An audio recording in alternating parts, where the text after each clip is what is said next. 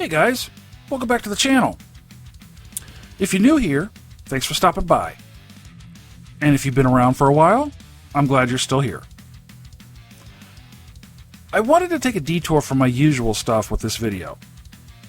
I mentioned before that I would be making content on other game titles as the channel grew, and Battlefield 6 is just around the corner. So I fired up 2042 to get my Battlefield fix, but to also get some practice in before 6 launches. 2042 has gone through some serious changes since it launched back in 2021.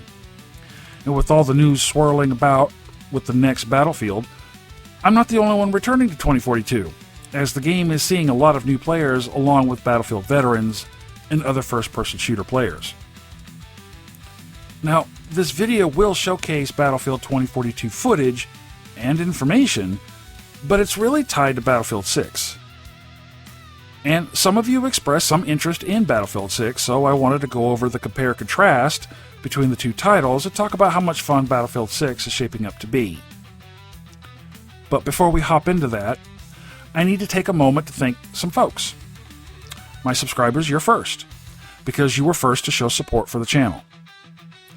You lot got me here. My channel members, you joined and provided a little extra support. My donators, you have personally reached out to me directly and offered additional support outside the available ways the channel had to offer.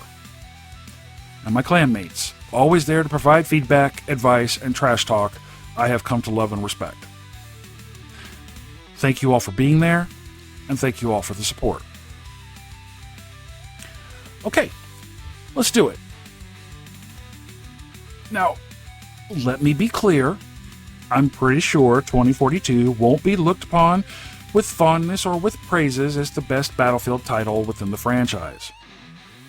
Right now, though, the game is much better than when it launched. And the franchise is known for rough launches, it's nothing new. Either the launch was filled with bugs, or, like Battlefield 2042, the game was nowhere near what the fans will go with expected.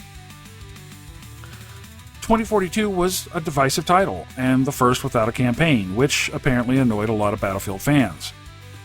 A lot of players want the campaign for multiple reasons. A chill environment compared to PvP. Some Battlefield campaigns had co-op, but not all of them. The immersion was a big reason why campaigns were popular. And you could unlock most of the gadgets and attachments through the campaign, but it's arguably faster to do that in PvP. An example was Metro. I have a love-hate relationship with Metro. It's a meat grinder. Very little tactical approach, but it was the fastest way to unlock all the things through the fast-paced progression. It was also the fastest way to rank up. Now, the game is pretty stable and running pretty well, as I mentioned earlier. And if you like the chaotic shenanigans Battlefield is known for, you'll have a lot of fun. Now, at the recording of this video, there's roughly 18,000 to 23,000 currently playing the game according to Steam charts. The all-time peak number of players, which was nearly 2 years ago, was just over 100,000. Now, for comparison, Battlefield 4 currently has just under 1,500 active players, about 2,000 within the last 24 hours, again at the time of this video, according to Steam charts. Battlefield 5 has between 4,000 and 10,000 active players, and Battlefield 1 has 5,500 to just under 12,000 active players. Remember, these are just Steam numbers. We're not even mentioning consoles or even EA directly. And during the Battlefield 6 beta, from Steam alone, there were around 475,000 concurrent players. With another comparison, the Division 2 has between 6,000 and 8,000 active players, according to Steam charts. So, as the Battlefield franchise stands, there's roughly the same amount of players between the current live titles of Battlefield 4, Battlefield 2042, and the Division 2, give or take. With Battlefield 6 landing soon, less than 20 days from the time of this video, there's some differences between 42 and 6. Some of those differences is matches. Battlefield 2042 supports up to 128 players on PC and next-gen consoles. Battlefield 6 is going to be reverting back to the 64-player matches, which was something previous Battlefield titles featured. Apparently, the 128 body count wasn't very popular at 2042. Destruction and environmental impacts. Well, 2042 has big environmental effects. We have tornadoes, we have sandstorms, we have very large maps, seriously very large maps. And some maps had some wild and insane features. The game has Levolution type events, but the size and type of the destruction was hit or miss in the feedback. Now, Battlefield 6 is looking to move away from the full Levolution events and introducing something the devs refer to as tactical destruction instead. Basically, buildings, floors, and obstacles can be destroyed, but it's intended to have a more purposeful function, like flanking or blocking without nuking everything on the map. We also have some differences in movement and mobility. 2042 brought to the game specialists with trait gadget variety, the plus menu attachments, momentum in the character and vehicle movement, with a strong focus on the plethora of vehicles in the game. Feedback to EA suggested some criticism regarding mobility having an inconsistent feel. Battlefield 6 is introducing the new Kinetic combat system. This is supposed to bring better mechanics for leaning around cover, dragging wounded players out of the line of fire into cover to revive them, hitching onto vehicles like tanks, and a more fluid movement into cover. From playing the two betas, the movement tools do seem to have a little bit more balance and situational awareness rather than spam jump nonsense we've seen in other shooters. Another one of the differences is specialist classes. Battlefield 2042 has specialists with unique gadget traits, making for a hybrid class gadget system. This was completely new to the franchise, and almost immediately at launch, many players left EA with complaints about the balances. EA decided to return to a more defined class system that the franchise is a little bit more used to. We're going to have Assault, Engineer, Support, and Recon classes. And they come with specific roles, but still allow for some cross-use weapons and gadgets. EA is putting a focus on a higher clarity in class roles. This could lessen overlap or potential gadget spam abuse. Another difference is the loadout and attachments. In 2042, Plus menu allows players to perform attachment swapping and flexible weapon customization mid-match. Those included ammo types, suppressors, vault weapons, things like that. EA has modified this feature with Battlefield 6, but likely with more restrictions, like attachment point limits. Battlefield 6 is potentially introducing a better UI feedback feature with a little bit more transparency than previous titles. One of the other differences is the visibility, spotting, and suppression mechanics. Spotting remains important in Battlefield, as well as suppressors, but with 2042 they had limitations. Several players provided feedback that weather effects often hampered visibility too much. For Battlefield 6, initial feedback during the open beta seemed to suggest reduction in movement abuse with more predictable accuracy while moving and more balance in visibility tools. We saw this sort of blow up in recent Call of Duty players trying to play Battlefield 6 in a lot of their videos. And spotting suppression is likely being refined due to the feedback received from those open betas. Another difference we're getting is map design and game modes. 2042 has some seriously huge maps. I mean, some of them are ungodly. We have some seriously epic weather events. It has vault weapons, which is just weapons from previous Battlefield titles, which can be used in 2042. We also have Portal Mode. Portal Mode is simply a community-driven platform which allows players to create and share custom game modes. These modes were called experiences.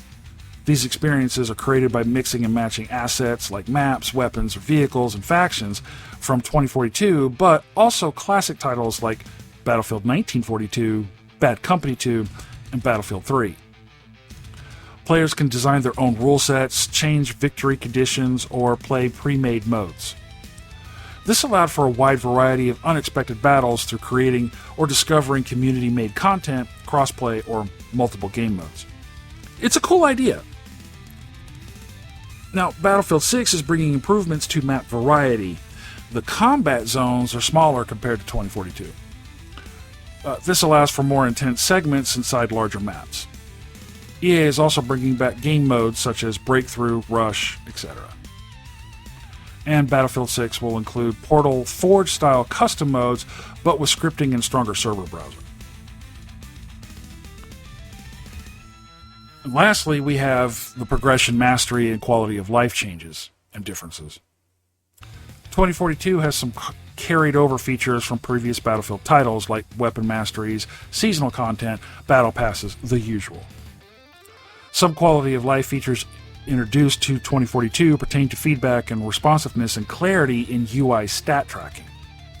For Battlefield 6, they are bringing improved quality of life for better movement responses, balanced mobility, a firm class role establishment, revive with drag features, improved feedback features to player actions, and acclaimed improved anti-cheat tools. The drag revive mechanic was actually a pretty cool mechanic, both from performing the mechanic and being the one dragged in the mechanic. It was realistic in the sense that it's based on real-life things. And those tools seem to have touched on controversy. The anti-cheat Javelin anti-cheat system is a kernel-level solution that requires secure boot and TPM 2.0 to be enabled on PC. It's supposed to be similar to the approach used by Valorant. While it did block a significant number of cheat attempts during the beta, cheaters still managed to surface. This highlighted a few things, one of which is an aggressive race in anti-cheat development, and the Javelin is actively learning from player reports and data to improve its effectiveness before the game's full release. It also highlighted an issue with players who weren't cheating but had software on their PCs, active or not, that Javelin perceived as cheating software. So hopefully this will be resolved before launch. Now, is 2042 worth playing? Well, I believe it's fun to play. Now, it was just off when it launched. It was also different, which I did appreciate, and I would have liked a campaign, but that's just my own personal preference. And based on the feedback EA received for the lack of the campaign for 2042, Battlefield 6 will include a campaign, which I'm pretty down with. But do I believe 2042 is actually worth playing? Well, yes. The plus menu is an interesting touch to the franchise. This feature allows for you to switch out attachments or weapons mid-match while you're playing. You don't have to wait till you die in the game to access the menu or make changes prior to the PvP match starting. Whether it's the barrel or a scope or ammo type, as a player you can carry multiple options into a PvP match. You can also change them at any time you would need to. The question is if players actually use this feature. Based on previous Battlefield habits, I rarely used it. It wasn't something I was used to. Spotting is still king in the game. This old skill has been in the franchise for decades. It's still funny to me to witness teammates and other players just whiz past an enemy player and not spot them. But that's been a thing since forever. If a player spots an enemy or a vehicle, you get XP points if another player kills that spotted enemy. And usually there's a progression reward system in place for that skill. So spot those players and vehicles, people. It's not that hard.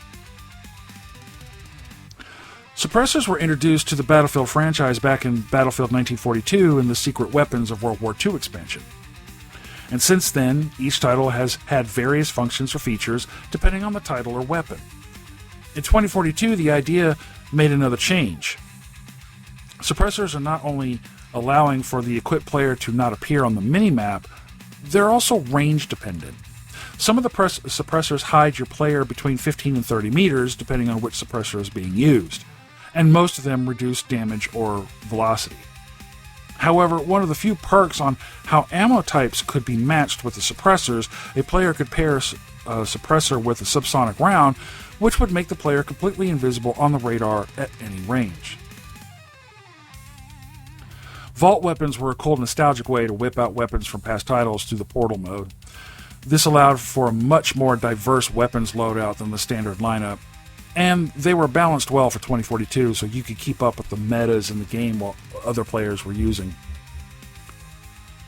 The ammo types are a new feature to the franchise and introduced to 2042. These types were standard issue, and this is the balanced default type. You had high power, which hits harder but lower velocity and RPM compared to standard issue. Close combat, this ammo is a faster RPM but less velocity and a weaker range. And then armor piercing. This type does significant damage to vehicles. It's not going to be one of those many army tanks, but you could tear apart light vehicles with it. And lastly, there was subsonic, which had no tracer rounds, and as mentioned before, has suppressor benefits. The ammo type system allowed for a more dynamic fine-tuning of the weapons and loadouts not seen before in previous titles. The scope glint had some tweaks for 2042, and honestly, it could be its own compare and contrast video against Battlefield titles, especially Battlefield 6, especially after the beta. For a quick rundown, if a player ran above 3 times on rifles, there was glint. Sniper rifles, SMGs, assault rifles, and DMRs higher than 4x equals glint. There was 0 glint for shotguns and LMGs. Grenades also got a tweak for 2042. You got the standard frag. There's the EMP grenades, which disabled vehicles and gadgets. You had the anti-tank grenades, which wreaked havoc on armor. And the spring grenades could bounce around corners.